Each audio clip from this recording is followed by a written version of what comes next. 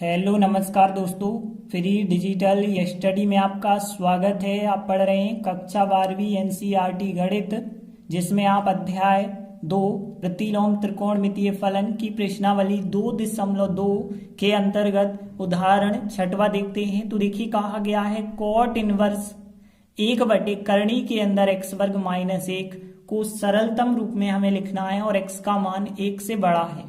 तो यहाँ पे इससे हमें ज्यादा मतलब नहीं होता है, हमें इसको सरलतम रूप में लिखना है। तो देखिए हमें क्या करना होगा, यहाँ की जो संख्या है जो x है इसे सरलतम रूप में बनाना होगा। तो x को हम sine cos tan cos x sec cot किसी के बराबर तो मानेंगे, तभी सवाल सरलतम रूप में व्यक्त होगा। और हमने आपको बताया था जब प्रश्नावली कराई थी कि कब क्या मानते हैं। तो देखिए हमने आपको क्या बताया था, यदि 1 माइनस एक्स वर्ग आता है तो आप x को या तो साइन मानते हैं या कॉस मानते हैं, और यदि 1 प्लस एक्स वर्ग आता है तो टेन मानते हैं। लेकिन x वर्ग माइनस 1 आता है तो क्या मानते हैं, सेक थीटा मानते हैं। तो यहां भी हम x को क्या मानेंगे, सेक थीटा मानेंगे। तो देखिए हमने x बराबर मान लिया है सेक थीटा। यहां से यदि हम देखें थीटा का मान क्या मिलेगा, तो देखिए थीटा बराबर सेक को उस तरफ ले जाना पड़ेगा, तो थीटा बराबर मिलेगा सेक इनवर्स x मिलेगा।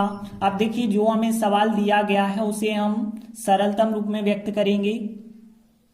तो यहाँ पे देखें यदि तो कॉट इनवर्स हमने लिखा, फिर इसके बाद 1 लिखा, जहां पे x वर्ग है x का मान हम रख रहे हैं सेक थीटा, तो यहाँ पे बन जाएगा फिर सेक वर्ग थीटा, क्योंकि x को हमने सेक माना है। तो यहाँ सेक वर्ग थीटा माइनस 1 हो जाएगा। अब आप ध्यान देना यहाँ पे कॉट इनवर्स हमने लिखा और देखिए 1 भी हमने लिखा। अब सेक वर्ग थीटा माइनस 1 जो होता है एक सर्व समीका होती है, ध्यान रखना, क्योंकि ध्यान रखना यहाँ पे 1 प्लस टेन वर्ग थीटा का मान होता है सेक वर्ग थीटा। आप लोगों ने पढ़ा होगा कि 1 प्लस टेन वर्ग थीटा बराबर क्या होता है, सेक वर्ग थीटा होता है। तो इस वजह से हम क्या कर सकते हैं, सेक वर्ग थीटा माइनस 1 का जो मान निकलेगा वो टेन वर्ग थीटा निकलेगा ना, बिल्कुल आप कह सकते हैं, क्योंकि यहाँ पे यदि आप 1 को उस तरफ ले जाओगे तो यहाँ सेक वर्ग थीटा माइनस 1 बराबर टेन वर्ग थीटा होगा। तो इसके स्थान पे हम टेन वर्ग थीटा रख सकते हैं। कॉट इनवर्स, अब देखिए यहाँ पे 1/वर्ग वर्गमूल अलग हो जाते हैं, तो टेन थीटा यहाँ पे बचा होगा। और आगे यदि आप सॉल्व करेंगे तो देखिए यहाँ कॉट इनवर्स 1/10, और आप लोगों को पता होगा 10 को यदि पलट दिया जाए अंश हर में तो वो कॉट बन जाता है। तो यहाँ पे 1/10 क्या बन जाएगा, कॉट बन जाएगा।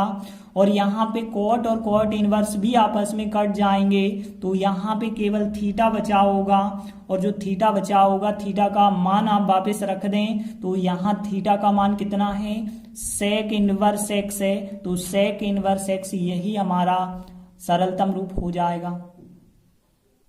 देखिए अगला 7वां उदाहरण है, सिद्ध कीजिए कि ten inverse x plus tan inverse 2x बटे 1 माइनस एक्स वर्ग बराबर होता है tan inverse 3x minus x घन बटे 1 माइनस 3x वर्ग। तो यहाँ पे देखिए जी तो हमें पता है कि 2 टेन इनवर्स एक्स का फार्मूला है और यह 3 टेन इनवर्स एक्स का है। तो सीधी सी बात है 2 टेन इनवर्स एक्स और 1 टेन इनवर्स एक्स टोटल हो गए होंगे 3 टेन इनवर्स एक्स। लेकिन ऐसे आपको नहीं करना, इससे भी हम सरलतम रूप बता रहे हैं। तो देखिए चूंकि हमें फार्मूला पता है 2 टेनों को जोड़ने का, उसी फार्मूला के द्वारा हम कर रहे हैं। तो चूंकि हमें पता है tan inverse x plus tan inverse y, 2 टेनों को यदि जोड़ा जाए तो क्या बन जाता है, tan inverse x plus y और बटे 1 माइनस एक्स वाई बन जाता है। तो यहाँ पे चूंकि हमें पता है टेन इनवर्स एक्स और टेन इनवर्स वाई का योगफल यह होता है। अतः अब हम देखते हैं LHS लेते हैं। तो देखिए LHS साइड क्या है, यहाँ पे ten inverse x plus tan inverse और यहाँ पे है 2x बटे 1 माइनस एक्स वर्ग। अब देखिए जे हो गया x, जे हो गया y। अब देखिए 1 हो गया x, 1 हो गया y। अब इनको जोड़ने का फार्मूला देखिए हमने जो ऊपर बताया है x प्लस वाई का, x प्लस वाई ऊपर होता है, नीचे होता है 1 माइनस एक्स वाई। तो हमने क्या किया, x प्लस वाई, x रखा और यह y रखा। तो यहाँ पे ऊपर होगा x प्लस वाई और नीचे होता है 1 माइनस x इंटू वाई। तो x इंटू वाई का मतलब होगा यहाँ पे 2x बटे 1 माइनस एक्स वर्ग होगा। और ऐसे ही यदि आप सॉल्व करेंगे तो कैसे सॉल्व किया जाएगा, 1 माइनस एक्स वर्ग का हर एक स्टेप से गुणा कर देंगे। तो हम क्या करेंगे, अंश व हर में जो 1 माइनस एक्स वर्ग है 1 माइनस एक्स वर्ग से हम क्या कर देते हैं, गुणा कर देते हैं। और गुणा करते हैं ताकि बटे की संख्याएं समाप्त हो जाएं। तो देखिए आपको क्या मिल जाएगा फिर यहां से tan इनवर्स।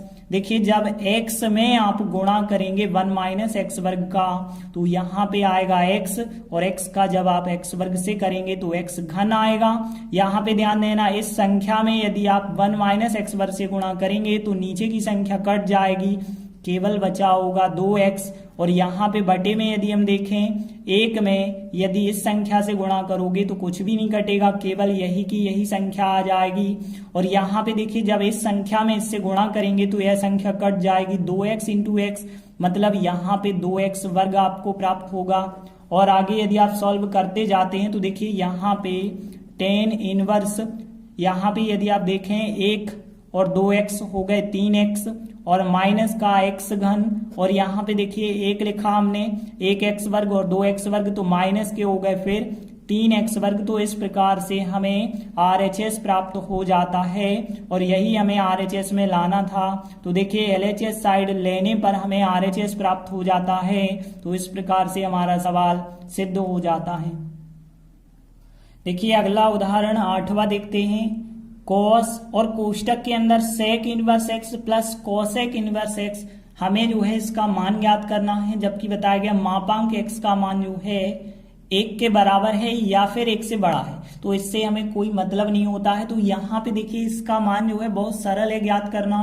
यदि आपको पता है सेक इनवर्स एक्स और कोसेक इनवर्स एक्स का योगफल क्या होता है, तो देखिए हमने आपको बताया था पिछले सवालों में कि साइन इनवर्स एक्स और कॉस इनवर्स एक्स दोनों का योगफल 90 होता है, टेन इनवर्स एक्स और कॉट इनवर्स एक्स दोनों का योगफल 90 होता है, सेक इनवर्स एक्स और कोसेक इनवर्स एक्स दोनों का योगफल 90 होता है। विकल्प में भी ये पूछे जाते हैं तो यहाँ पे भी हम बिल्कुल यही लिखेंगे कि चूंकि सेक इनवर्स एक्स और कोसेक इनवर्स एक्स का योगफल जो है 90 होता है, तो देखिए हमने लिखा चूंकि सेक इनवर्स एक्स और कोसेक इनवर्स एक्स दोनों का योगफल 90 के बराबर होता है, अतः जो हमारा सवाल था कॉस और यहाँ पे था sec inverse x plus cosec inverse x, तो देखिए जो भी हमारा क्वेश्चन था, आप देखिए ध्यान से समझना, तो हमने क्या किया कॉस लिखा।